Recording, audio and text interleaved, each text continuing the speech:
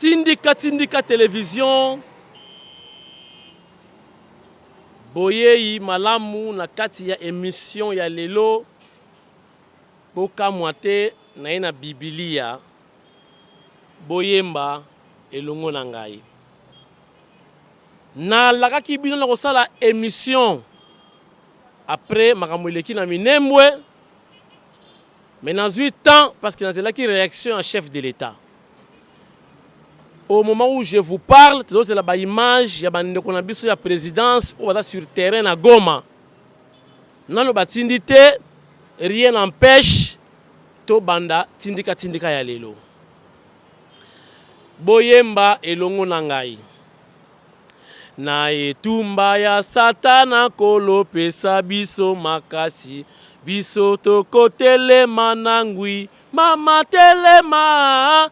Telema Yesu Kristu azali koya akoya lelo na etumba ya barwande biso toko telema nangui to telema bana ya Congo ngonga ekomi mabe 3e guerre mondiale bakoma na mikanda ekobanda na Congo.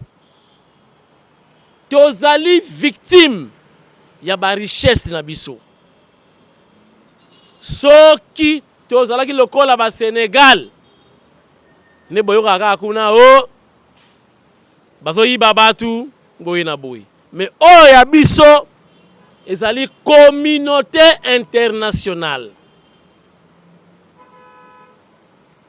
3e guerre mondiale yangoyo. Na minute oyo ba Congolais tous à la unis. C'était prévu na siffler. Donc na siffler sikoyo ke makamwe bandakate e bandi. Soki ozala kanganga. Salaba mystique na yo po na Congo. Soki ozali pasteur sambela po na Congo.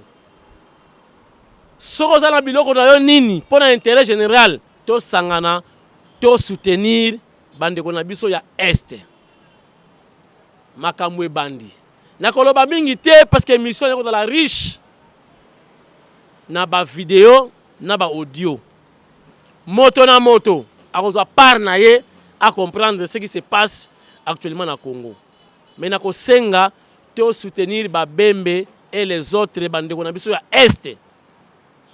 Soki to tche bango poate mboka ekei. Omona wapi pona ko vandisa bourgmestre na ambassadeur à États-Unis fois à la wana. Numéro 1 Nations Unies fois à la wana. Chef d'état-major général et chef d'état-major ya FRDC fois à la wana. Ministre ya défense nationale il fois à la wana. Ata mukolo ba taki ngobila ezalaki boyete.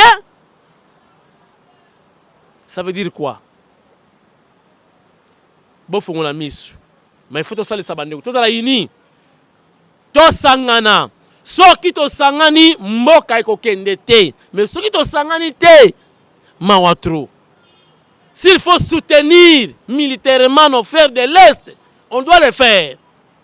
Musée akufa na makamboyo. Alobaki nini? Je ne trahirai jamais le Congo à Koufa. Facha Lobi, je préfère mourir pour qu'il y ait la paix à l'Est. Chers internautes, l'heure est grave. Totika ba blague. Moment yangoyo.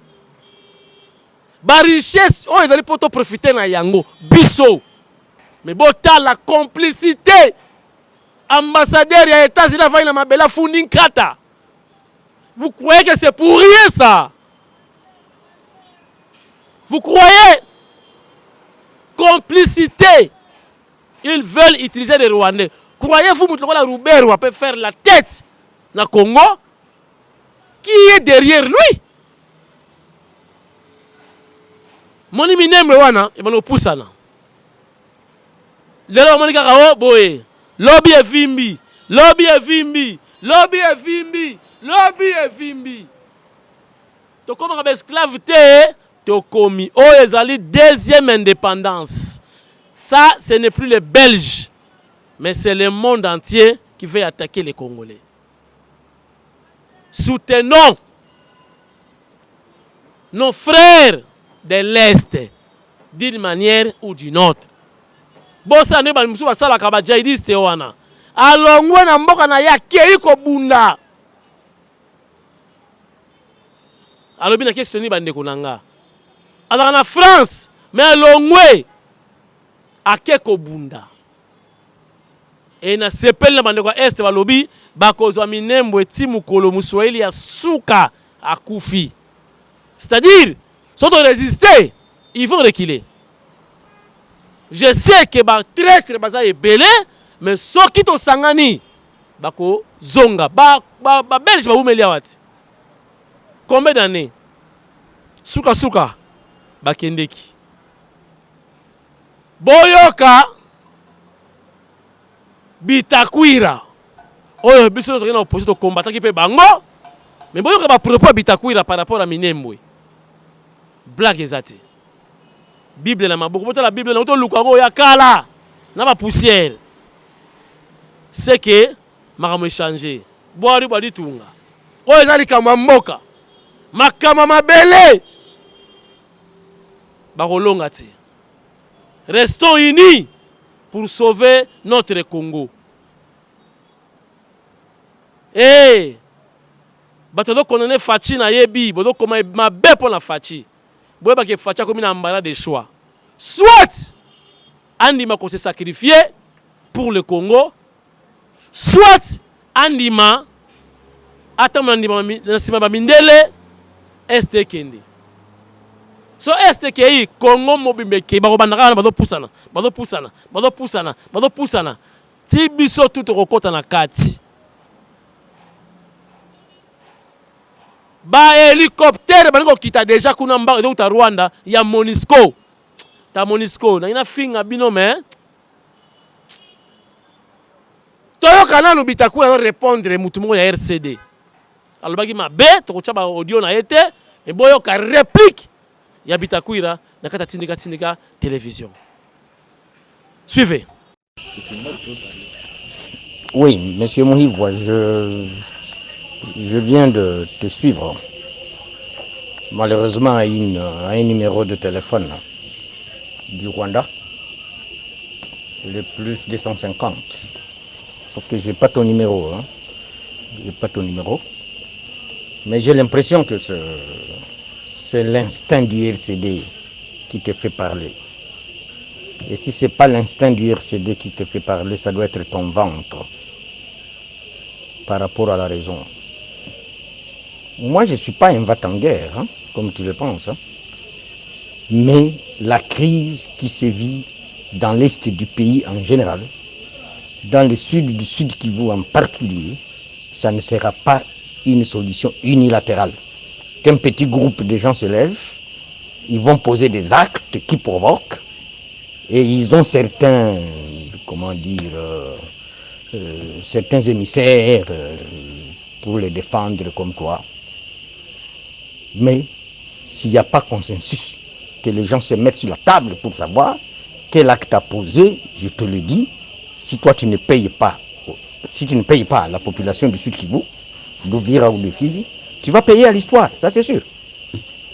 Ça c'est sûr. Je suis un homme d'État, je me connais. Mais tu ne peux pas m'empêcher de donner un point de vue. Tu ne peux pas, tu ne me muselleras jamais tant que je vivrai. Ça il faut oublier. Je ne suis pas un hypocrite comme toi, je ne suis pas un flatteur comme toi. Je suis sûr que même ton ministre Louabanji, il devait être gêné d'aller poser cet acte d'installation d'un bourgmestre rural à Minembwe. Il devait être gêné. Les gouverneurs devraient être gênés, je suis sûr. Parce que beaucoup, on les a amenés là-bas par ruse. Et je suis curieux, c'est ce que j'étais en train de te dire, je suis curieux de savoir l'ordre de mission, parce qu'un ministre ne peut pas quitter la capitale sans un ordre de mission du Premier ministre. Je suis curieux, parce que vous avez quand même, accusé réception des ordres de mission, du ministre de la Défense, comme celui de la décentralisation, pour savoir effectivement quel était l'objet ou le motif de la mission à Minembwe. Le Premier ministre a envoyé cette délégation pour dire allez installer le bourgmestre de Minembwe. Le gouverneur ne peut pas le faire. Le maire qui est dans l'entité où se trouve Minembwe ne peut pas le faire. C'est bizarre hein, de t'entendre comme ça. Hein. Le ventre risque de nous faire vendre. Mais ce qui est vrai, je sais que tu es du RCD, ça ne te quittera jamais, ça te colle à la peau jusqu'à ce que tu quitteras ce monde. Ça c'est tout à fait normal. Mais il faut pas croire que c'est lui qui ne réfléchit pas comme toi. C'est un pécheur. Au contraire, tu es complice du mal. Tu es complice du mal. Même les gens comme le PPRD, c'est pas les FCC qui utilisent les gens comme vous. Ils risquent de devenir des musées politiques hein, dans 2, 3, 4 ans. Hein. Des musées politiques. Parce que vous allez à contre-courant de l'opinion nationale et de l'opinion locale. Vous allez à contre-courant. Ça, c'est tout à fait normal. Je reçois des appels de partout, des audios qui viennent du Rwanda, c'est pas de l'Ouganda ou du Kenya. Moi, c'est ni chaud ni froid. Hein. Toute ma jeunesse, je n'ai fait que les combats politiques. Hein. Toute ma jeunesse. Et jusqu'aujourd'hui. C'est vrai que je suis un ministre honoraire. J'étais ministre des Relations avec le Parlement, j'étais ministre du Développement rural, ça c'est tout à fait normal. C'est vrai que j'ai fait partie de la délégation qui était à Minembwe à l'époque. Mais je t'informe que c'est verbalement que nous avions entendu qu'il y avait une aide humanitaire à amener dans les hauts plateaux. Pas pour les Banyamulenge, mais pour le peuple congolais. Pour le peuple congolais, vivant dans cette partie de la République. Nous avions entendu ça verbalement. Je n'ai rien vu. Même pas une graine de riz ou une graine de haricots, je n'ai pas vu. Je n'ai pas vu un seul sou. Et puis vérifier quel était mon discours à Minembwe. J'étais particulier. Parce qu'à l'accueil de l'aéroport, nous n'avons trouvé la délégation à peu près de 9 personnes. C'était d'une seule communauté. Et dans mon discours, j'ai posé la question. Mais où sont les autres communautés? Comment on ne voit qu'une seule? C'est quoi ça? C'est quoi ça? On était dans une chefferie, on était dans un village, on était dans une commune, ou on était où? Si toi tu es un lèche-botte, ça c'est tout à fait normal. Tu n'as qu'à agir comme tu le fais. Mais moi, tu ne m'auras jamais dans des aventures qui ne répondent pas aux aspirations du peuple congolais en général et du peuple qui habite cette partie de la République, que ce soit Ouvira, que ce soit Fizi, que ce soit Mwenga. Tu ne m'auras jamais. M. Bitakwira, tu ne l'auras pas.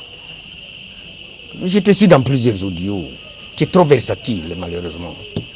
Tu es trop versatile. Tu es comme un roseau. Partout où les vents t'emportent, tu y vas. Moi, je ne suis pas un roseau. Je suis droit. Et quand je prends position, je prends ça avec responsabilité. Je ne suis pas un flatteur. Même ceux qui m'écrivent et m'envoient des audios à gauche, à droite, des injures ou autres, l'histoire est têtue.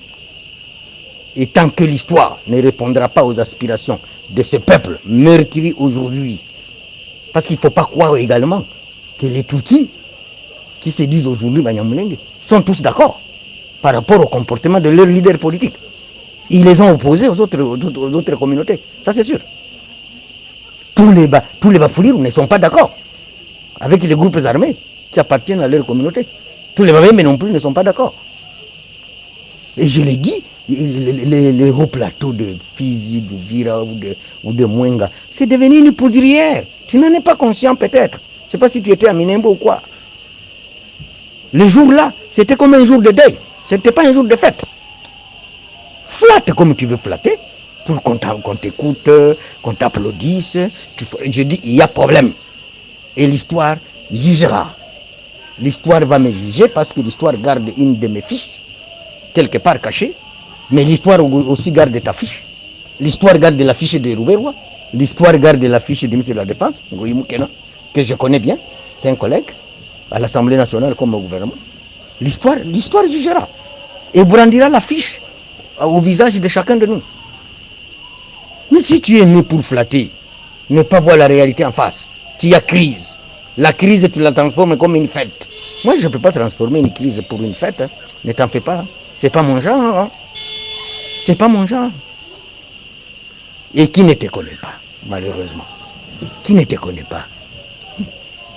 Tu es un lèche-bot. Comme disait M. Laurent Désiré Kabila, un lèche-bot. Prêt à tout quand il y a ton intérêt. C'est comme ça que je dis que c'est l'instinct du RCD qui te fait parler. C'est ton ventre qui te fait parler. Parce que tu as un petit poste au gouvernement provincial. Mais je dis que même ton propre ministre était gêné. Je connais bien Lwabandji. Et Lwabandji a joué un rôle dans l'histoire de ce pays. Quand la guerre de 96 a éclaté, il devait être gêné. Quelqu'un d'autre aurait été à Minembwe pour cette circonstance et pas Lwabandji. Théo Ngwabidji, c'est notre gouverneur à tous. Je suis sûr que lui-même il est gêné. Est-ce qu'il a fermé même l'œil au retour? Kadiba était là, lui-même aussi commence à se défendre. On l'a amené par ruse. On l'a embarqué dans l'avion du ministre Ngoyi Mukena.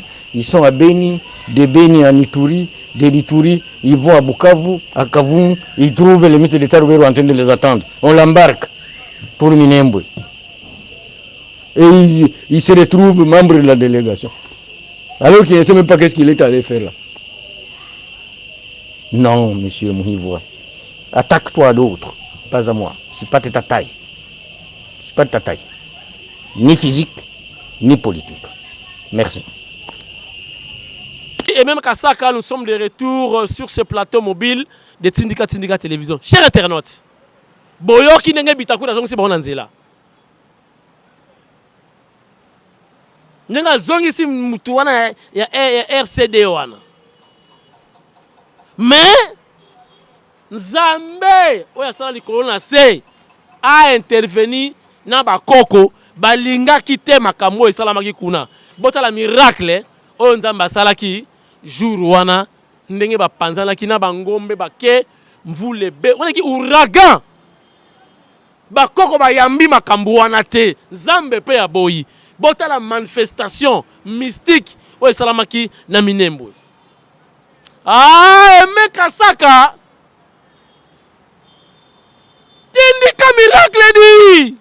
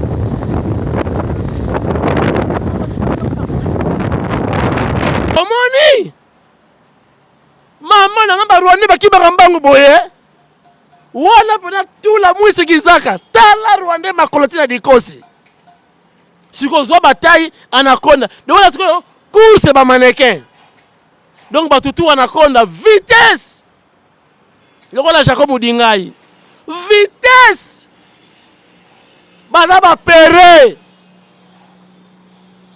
est-ce que pere donc wala mayanke noko akoki mbangu ndengo wana pona mupepe Ba grimacer biso ba danger. Non. Fachi Kabula kaka bagan na ba Congolais kaka avion, to lo kitaka na Minembwe wana bagarre na ba Rwandais. Ya makofi. Donc 2 jours après on t'a récupérer Minembwe na maboko. To kaka na bagan. To na ba sportif belé na Congo. Fachi kaka avion. Ba noko ba kitana na Minembwe wana fara na ba Rwandais. Donc ba vile ko ba vie bingema ba bingema. Ba vile na msa kitambo wana. Ba vile na basila te. Vile ko bomata 12 Rwandais yemo na maboko. 12 Rwandais. Bomoni manifestation divine. Bakoko ba boy. Nzambe boy. Bangombe bakufi na Minembwe.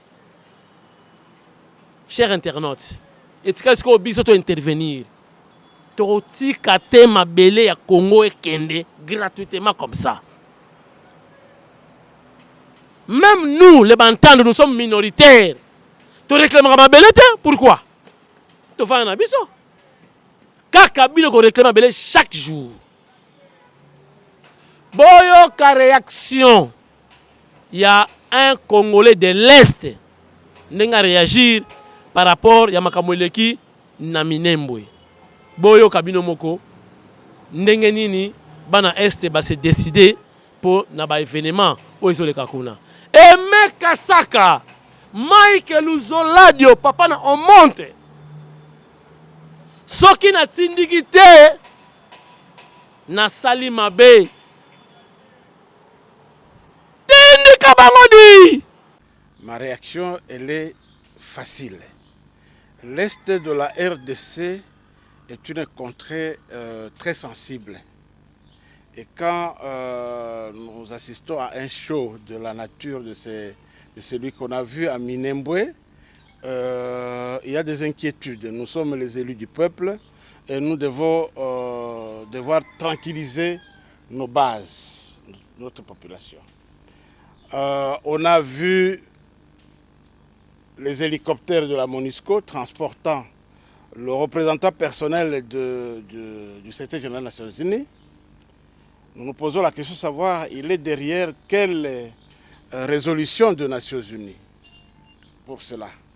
De deux, on a vu l'ambassadeur des États-Unis à Minembwe. Qu'est-il parti faire là-bas? Quel est son rôle dans tout ça? On a vu le représentant de FRDC au sommet. S'agit-il d'une reddition ou quoi? Je me pose une question.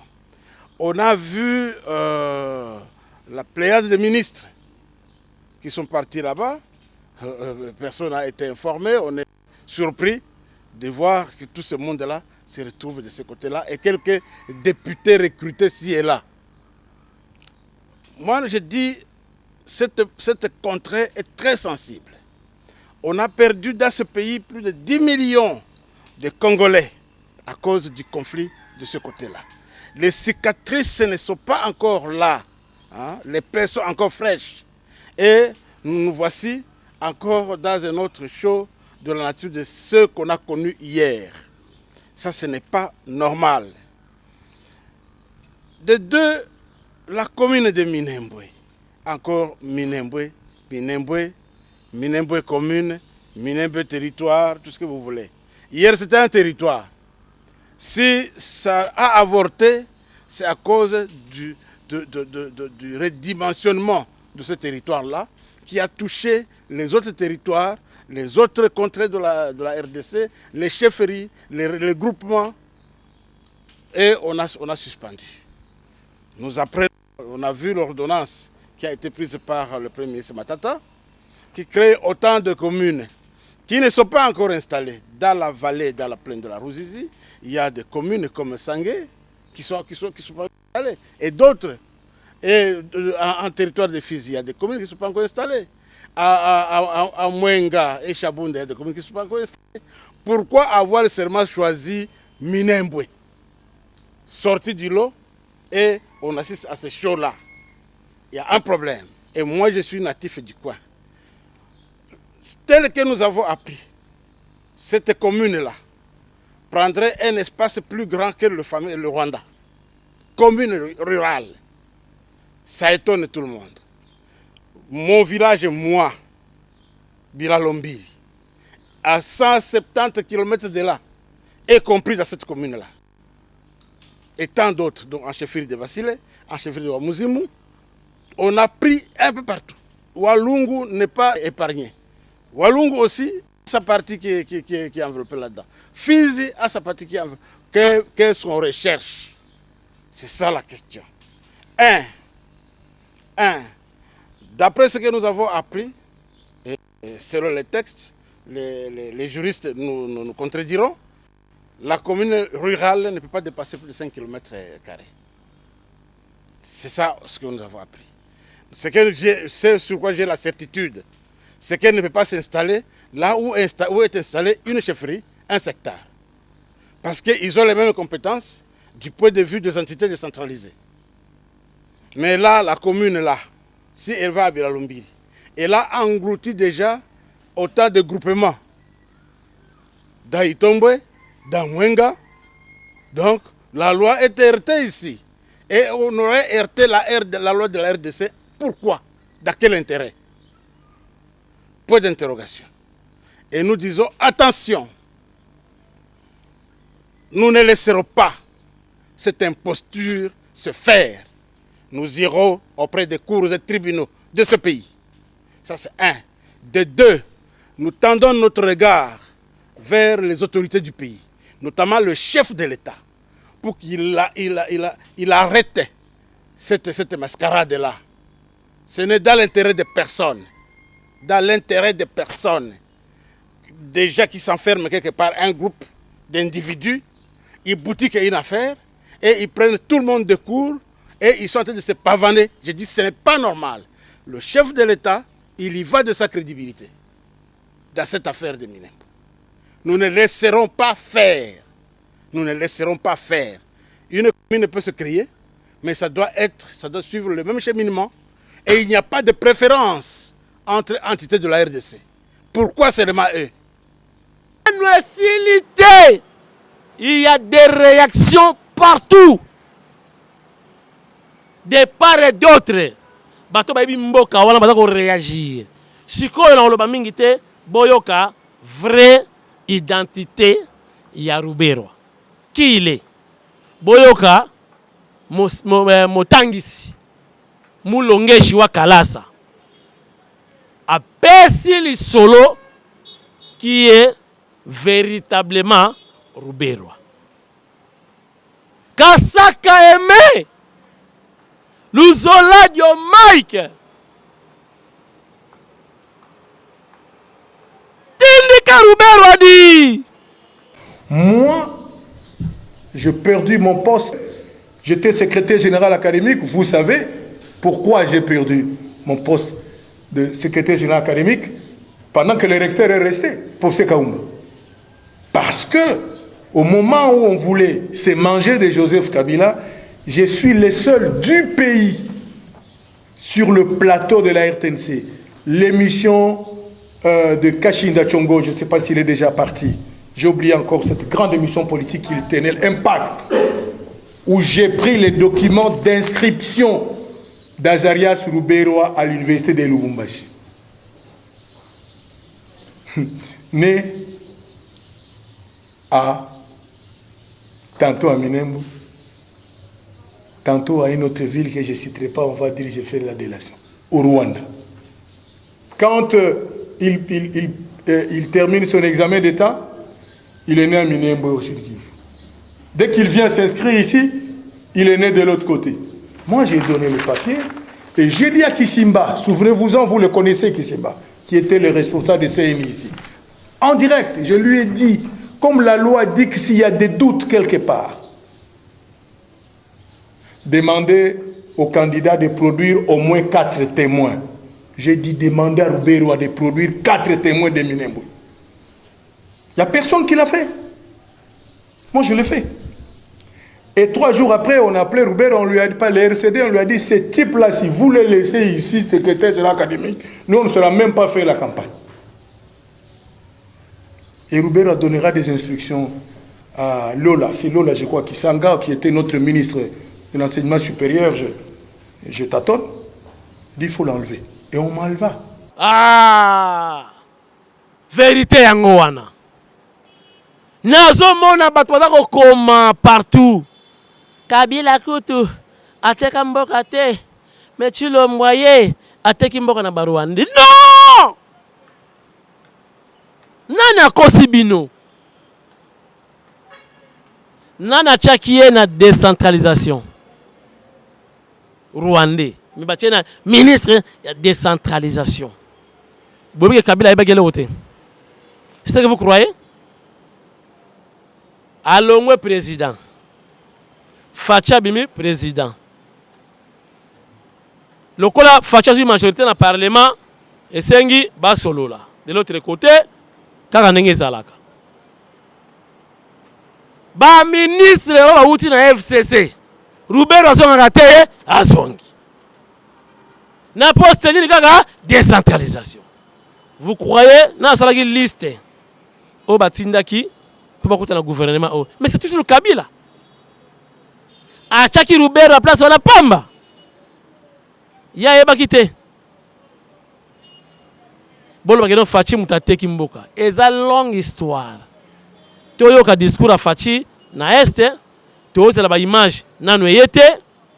Peut-être dans la prochaine émission, ne boko ba vidéo ya este. Parce que batozo benga kuna je crois baza déjà en ébullition.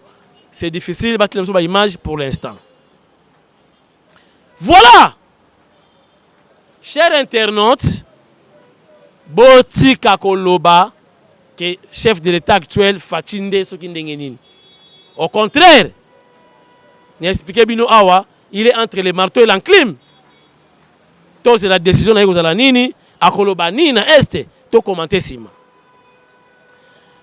Na cadre ya kosalisa mokonzi ya mboka. Pe kosalisa RDC. Boyebi ke saute de mouton ya liboso ezalaki saute de mouton ya pompage. Nanu mokonzi ya inauguré te mais bafongoli likolo po na se baza ko bongisa. C'est en attendant. Mais le gars bato ko pratiquer déjà espace wana et comme salité. Ngai mwana mboka papika mwasi na luki ba moyen na salaki musala na sorte de mouton, il y a pompage.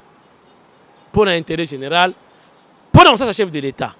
Bah, tout va sali ango, nazuka ba combattant, il y a IDPS. Moyena, moi katuku bianza, après Moussala, pour bazo après moyen, il y a reçu bata moi soso, bana bali na parler, na salaki yango. Avec la complicité de Michael Uzoladio et Emeka Saka, bota la télévision de Songi, bota la ndenge le kaki na pompage la sorte de mouton. Tozu image où elle kaki na RTNC pour te expliquer bien que to futa qui peut diffusion na RTNC pour na intérêt général. Tindi kabango kasaka di. On va laisser la secrétaire pour le combat des DPS quand la saut de moto à pompage, le légué tani, bandi bandi combat la politique et parce que mon salaire moi 100 € et les gars mon salaire. C'est bonne continuité parce que mon konzambo ka Félix Tshisekedi Tshilombo Antoine il est à ça une population saut de moutons pour éviter l'embouteillage et tout ça. Il a fait bijoux pour la Moganabiso mais dans le inauguré officiellement tu as remarqué déjà que comme saleté ba couche à zéro na ba saleté ba sachet et comme ba 5 cm. Alors en tant que moi na mboka congolais lokola mutu nyonso na zui engagement na bengi ba ngona biso ya IDPS ba chapwa poto bongisa bijoux oyo mukonza mboka atikeli biso donc oyo ba vrai bidimbu ya Fachi Beton ya moto dans la propriété dimanche à l'élo.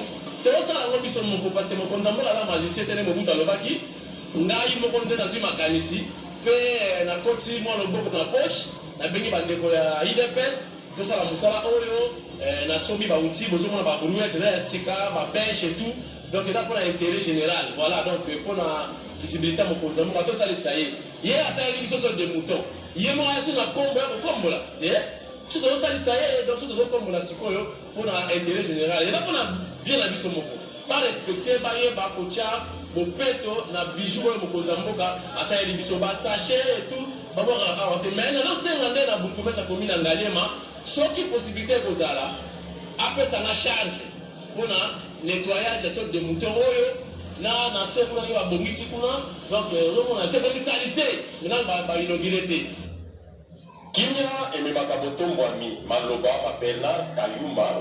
Nazalaki na plaisir ya trop ya représenter émission oyo. Certainement chaque Congolais a eu part na makamozo le Minembwe. Na sali ba recherche, na réunir ba image pour enrichir l'émission oyo, pour bénéficier na yango, pour botika ba bobar, biloba loba, biyoka yoka, ba racontar. Vérité yango wana, réalité yango wana, bitumba et bandi. To sangana. Unité. Tokozonga la séance de prière. Nakobenga susu pasteur tosambela rapport na ye, tosambela rapport na Congo, tozonga bitumba ya Congo. Bon motivé pe pasteur wana. Ayaka wana ngama una futa ba transport na ye. Numéro na nga ida affiché na se, bo soutenir biso. Na pasteur te na senga radim, te na senga mabonza te. Na senga ngane ba soutien. Pasteur akobanda tokozonga la séance ba prière de zonga pour sauver ce Congo. Binope boza ba na ba prière. Mikolo na bisi madame babizi beta kara na bisi madame kosenga bizi te mikolo la na mabele bino pe kote boza na poto na biki malili bandi bola na se couverture na se pour na sauver Congo soki bolobi ke tali ba Swahili etali este boye ba ke ba Rwanda ba kozwa na Kasai na Katanga na ba Congo ba kozwa nyonso na bisi bino vérité soki to lali ba ko chabiso musapi wapi yo moko pona. Cher internaute, totalement ngonga yangoyo ba heliko ezo kita déjà ba heliko ezo kita déjà na Minembwe ya bata Monisco banga sala aéroport dar po ba kitaka biloko mba ba avion kitaka kuna mbangu to gagner temps bande européen est bo pesa ba numéro ba téléphone organisez-vous ba numéro ya compte ndeko nyonso congolais nyonso $1 tindela bango basala nyonso bakosala poto sauver este ba Rwanda ba bandaka bo moni boy oh après to comme ba guerre ba limite hein ba fimbisi idéologie ba kanga Congo mobimba ta ezama be na rappeler bino émission esili na kolobaka ba merci pour le mabanga za tête on ba colère merci na Angèle Mpumbu Angèle Mpumbu futur député ba maman ya UDPS o ba kozwa majorité na parlement. Merci na maman Cheninda ya bon rétablissement ba maman o ba kocha base na parlement pour la majorité na compte ya UDPS. Merci na Mudingai Jaco vitesse de croisière Jaco Star, Mudingai, Jaco. Merci pour notre soutien na yo. Okota kana kati akamwasi. Badarare, muta kota na kati na yo. Aussitôt dit, aussitôt fait, avec vitesse de croisière. Merci na Dengi Mayar Montana pour notre soutien na yo de loin depuis Suède. Roger Mutombo zo kanati. Marame Bandi. Émission et Sili, merci na Kasaka Emer dans la caméra. Merci na Mike Luzola de la régie finale. Et merci na bino bato bolandi émission lelo. Toze la facha kolobanini, to commenter après. Na songa ni Bible, bozela. Na etumba ya Satana. Kolo pesa biso makasi, biso to kotelema na ngui. Guerre bandi. Na beti siffler. Guerre bandi biso na Rwanda. Nzambe tala Bible na ke bimisa ya Diego Kao ba Bible koma na ba téléphone mais na ke ko luka pena ya Diego Kao tala ndenge koma lokola aquarium na bimisa yango kaka pour guerre bandi. Merci et monsieur si na ke banda prière mikolo na madame bizezate tukolala na se ye na mbetu to bandi matanga.